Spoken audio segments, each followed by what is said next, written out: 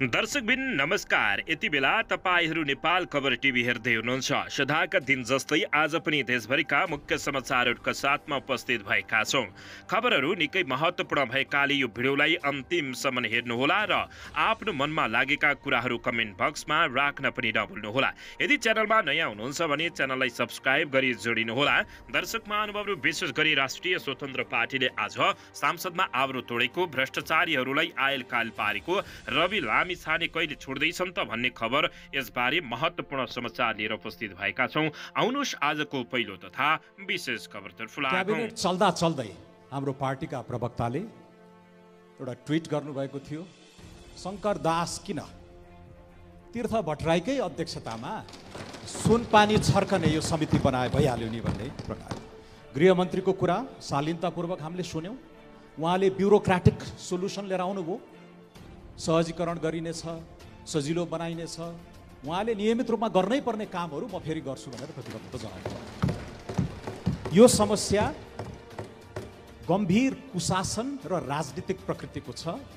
यहाँ लुटको कुरा छ, सङ्गठित भ्रष्टाचारको कुरा छ, मानव तस्करीको कुरा छ। त्यसैले यो शङ्करदास बैरागीप्रति मेरो कुनै व्यक्तिगत आग्रह छैन। म राम्रोसँग चिन्दछु उहाँलाई, तर विगत 10 वर्षदेखि उहाँ स्थायी सत्ताको प्रिय पात्र हुनुहुन्छ। 7 वर्ष परराष्ट्र सचिव बन्नुभयो, 3 वर्ष मुख्य सचिव बन्नुभयो र रहस्यमय ढङ्गले उहाँको बहिर्गमन हुन्छ मुख्य सचिवबाट, राष्ट्रिय सुरक्षा सल्लाहकार बन्नुहुन्छ। त्यसपछि उहाँ 1-2 दिनमा निवृत्त हुन लागेका अर्का मुख्य सचिव आउनुहुन्छ र त्यो पिरियडमा 10औं करोड अरबौंको टेलिकम माफियाद्वारा रचिएको घोटालाहरू भएका छन्।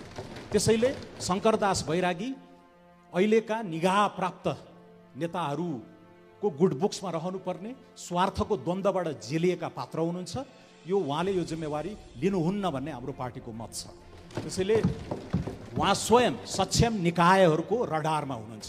सक्षम निकायहरूको रडारमा भएका व्यक्तिहरूले कसको छानबिन गर्ने? यहाँ गृहमन्त्री स्वयं सन्देहको घेरामा हुनुहुन्छ। हाम्रो पार्टीले के निष्कर्ष निकालेको छ भने, गृहमन्त्री उहाँ व्यक्तिगत रूपमा मेरो उहाँप्रति पनि आग्रह छैन, मलाई मनपर्ने व्यक्ति हुनुहुन्छ, उहाँ यसमा दोषी नहुनुहोस् भन्ने मेरो भित्रै कामना छ। तर परोक्ष संलग्नता उहाँको देखिसकेका छ, प्रत्यक्ष संरक्षण देखिसकेका छ। त्यसैले अब गृहमन्त्रीले गर्वका साथ भन्नुभयो, मेरै प्रस्तावमा यो कमिटी गठन गरेको भन्नुभयो। अब के आरोपीले नै आफ्नै अनुसन्धान अधिकृत छान्दै जाने हो? अहिले यस्तो सिस्टममा गयौँ हामीले। त्यसैले यो गलत छ। यही हुन्छ भन्ने हामीलाई 3 हप्ता अगाडि थियो। त्यसैले हामी नयाँ हौँ तर बेवकुफ होइनौँ भनेको त्यसैले हो। त्यसैले हामीले के भनेका छौँ भने, संसदीय छानबिन समिति त्यसले नीतिगत प्रणालीगत सुधारमा गहिरो काम गर्न सकोस् सहकारीकै मोडलमा, वा जाँचबुझ आयोग ऐन 2026 अन्तर्गत बहालवाला वा पूर्व न्यायाधीशको अध्यक्षतामा छानबिन समिति बन्नुपर्छ भनेको कारण यही हो। यसरी आफ्नो गोजीबाट मान्छे टिपेर ल्याउन नसकियोस् भने। बेला सरकारले बनाएको समिति विरुद्ध विपक्षी दलहरू तथा राम्रा नेताहरू निकै एक ढिक्का भएर लागिरहेका छन् र चर्को विरोध गरेका छन्। यसैबीच सरकारले बनाएको समिति अपराधको ढापछोप गर्ने नयाँ प्रोपागेन्डा भएको राप्रपाले बताएको हो। राष्ट्रिय प्रजातन्त्र पार्टी राप्रपाले भिसा प्रकरणको छानबिनका लागि सरकारले बनाएको समिति प्रत्यापति जनाएको छ। मंगलबार बसेको प्रतिनिधि सभाको बैठकमा बोल्दै राप्रपाका प्रमुख सचेतक ज्ञानबहादुर शाही ज्ञानेन्द्र शाहीले छानबिन समितिप्रति आपत्ति जनाएका हुन्।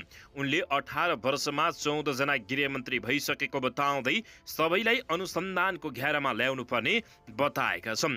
ल्याउनुपर्नेमा दूधको साक्षी बिरालो बनाइएको टिप्पणी गरेका छन्। उनले भने दूधको साक्षी बिरालो राखेर समस्याको समाधान हुन सक्दैन। जसका विरुद्ध छानबिन हुनुपर्ने हो त्यही व्यक्तिले कर्मचारी राखेर बनाएको समितिले विधिको शासन स्थापना नगर्ने बताएको छ। उनले सरकारद्वारा गठन गरिएको छानबिन समिति अपराधको ढापछोप गर्ने र भिसा प्रकरणमा संलग्न 14 जना गृहमन्त्रीलाई उन्मुक्ति दिने नयाँ प्रोपागेन्डा भएको जिकिर गरेका छन्। सरकारको यस्तो प्रपञ्च विरुद्ध राप्रपा सडक र सदनमा एकजुट हुने समेत ज्ञानेन्द्र शाहीले चेतावनी दिएका छन्। उनले भने यो 18 वर्षमा 14 जना गृहमन्त्री भएका छन्। यी 14 जना गृहमन्त्रीलाई अनुसन्धानको घेरामा ल्याउनु पर्दछ। तर अहिले दूधको साक्षी बिरालो राखेर समस्याको समाधान हुन्छ त अहिले जसका विरुद्धमा छानबिन गर्नुपर्ने हो उनैले नै कर्मचारी राखेर जुन छानबिन समिति बनाएका छन् यसले विधिको स्थापना गर्छ त शासन भन्ने मलाई लाग्दैन, उनले बताएका छन्। यो निगाह प्राप्त एकैछिनको अझ अपराधको ढाकछोप गर्ने बिजेडी भिसा प्रकरणमा संलग्न 14 जना गृहमन्त्रीलाई कसरी उन्मुक्ति दिने भनेर ल्याइएको नयाँ प्रोपोगण्डा भएको हो। प्रोपोगण्डाका विरुद्ध राप्रपा सडक र सदनबाट एकजुट हुन्छ। यो छानबिन समितिले न्याय दिन सक्दैन, उनले बताएका छन्। यसैबीच उनले यो मान्छे बेच्ने प्रक्रिया भएको बताउँदै संख्याको आधारमा यो मुद्दा निस्तेज पार्न नहुने आग्रह गरेका छन्। दर्शकबिन यसैबीच यता राष्ट्रिय स्वतन्त्र पार्टीको हस्ताक्षर अभियानप्रति महेश बस्नेतले कटाक्ष गरेका छन्। न्यायको फैसला अदालतमा हुन्छ, भिडमा होइन भनेका छन्। राष्ट्रिय स्वतन्त्र पार्टी रासपाका सभापति रवि लामिछानेको समर्थनमा सञ्चालित हस्ताक्षर अभियानप्रति चर्को आलोचना सुरु भएको छ। सहकारी ठगी प्रकरणमा मुल्सेका रवि लामिछानेको पक्षमा जनताबाट हस्ताक्षर सङ्कलन गरिरहेका राष्ट्रिय स्वतन्त्र पार्टीका कार्यकर्तालाई सामाजिक सञ्जालमा तीव्र रूपमा प्रश्न उठाएका छन्। यसैबीच रविका कट्टर विरोधी मानिने नेकपा एमालेका नेता महेश बस्नेतले सामाजिक सञ्जालमा लेखेका छन्, हाम्रो पैसा उहाँले ठग्नु भएको होइन भनेर पीडितहरूसँगै हस्ताक्षर गराउनु बेस। पीडितहरूको पीडामा नेताहरूको मुक्ति अभियान चलाउनु न्यायको खिल्ली उडाउनु हो। उनले थप लेखेका छन्, नेताको गुलाम बन्नु होइन, पीडित जनताको पक्षमा उभिनु न्याय हो। यदि न्यायलाई नाटक बनाइन थालियो भने मकै पोल्ने ती आम बचतकर्ताहरूको सरप लाग्छ। पत्रकारिता क्षेत्र र राजनीतिमा विवादास्पद ढङ्गले चर्चामा आएका रवि लामिछाने सहकारी ठगी प्रकरणमा अनुसन्धानको घेरामा मात्रै छैनन्, उनलाई अहिले पूर्वपक्षका लागि कारागार पठाइएको छ। ठगी प्रकरणमा मुछेका विभिन्न व्यक्तिहरू विरुद्ध कारबाही प्रक्रिया अगाडि बढिरहेको समयमा रवि लामिछानेको पक्षमा जनमत निर्माण गर्ने प्रयासप्रति आलोचकहरूले प्रश्न उठाएका हुन्। न्यायको फैसला अदालतमा हुन्छ, भिडमा होइन भन्ने स्पष्ट सन्देशसहित एमालेका नेता महेश बस्नेतले यस्ता हस्ताक्षर सङ्कलन अभियानलाई न्यायप्रति हस्तक्षेप र आम नागरिकहरूको पीडासँग खेलबाड भन्दै विरोध जनाएका छन्।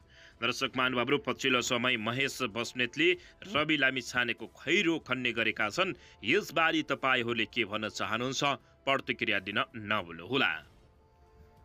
दर्शकबिन यसैबीच यता गृहमन्त्री रमेश लेखक फसुन भन्ने चाहना छैन, तर सत्य लुकाउन नदिने उपसभापति डाक्टर स्वर्णिम वाग्लेले बताएका छन्। हामी यति बेकुफ पनि छैनौँ, नयाँ चाहिँ पक्कै हौँ भन्दै दर्शक महानुभावहरू, गृहमन्त्री आफैले आफ्नै छानबिन समिति गठन गरेको प्रति उनले आपत्ति जनाएका छन्। राष्ट्रिय स्वतन्त्र पार्टी राजसभाका उपसभापति डाक्टर स्वर्णिम वाग्लेले बिजेडी भिसा प्रकरणको निष्पक्ष छानबिन सुनिश्चित गर्न गृहमन्त्री रमेश लेखकलाई पदबाट अलग हुन आग्रह गरेका छन्। मंगलबार सांसद भवन बाहिर सञ्चारकर्मीहरूसँग कुराकानी गर्दै डाक्टर स्वर्णिम वाग्लेले गृहमन्त्री रमेश लेखकको परोक्ष संलग्नता र प्रत्यक्ष संरक्षणकै कारण उनी छानबिनको दायरामा आउन सक्ने भन्दै राजीनामाका लागि आग्रह गरेका हुन्। उहाँ यो छानबिनबाट अलग भएर सांसदीय छानबिनको मार्ग खुला गर्नुहोस्, चोखिएर आउनुहोस्, उनले भने। रमेश लेखकसँग हाम्रो कुनै व्यक्तिगत आग्रह, पूर्वाग्रह र दुसाग्रह छैन, उहाँ राम्रा व्यक्ति हुन्। वाग्लेले गृहमन्त्री रमेश लेखकलाई आफू काङ्ग्रेसमा हुँदा राजनीतिक दायीका रूपमा लिएको स्मरण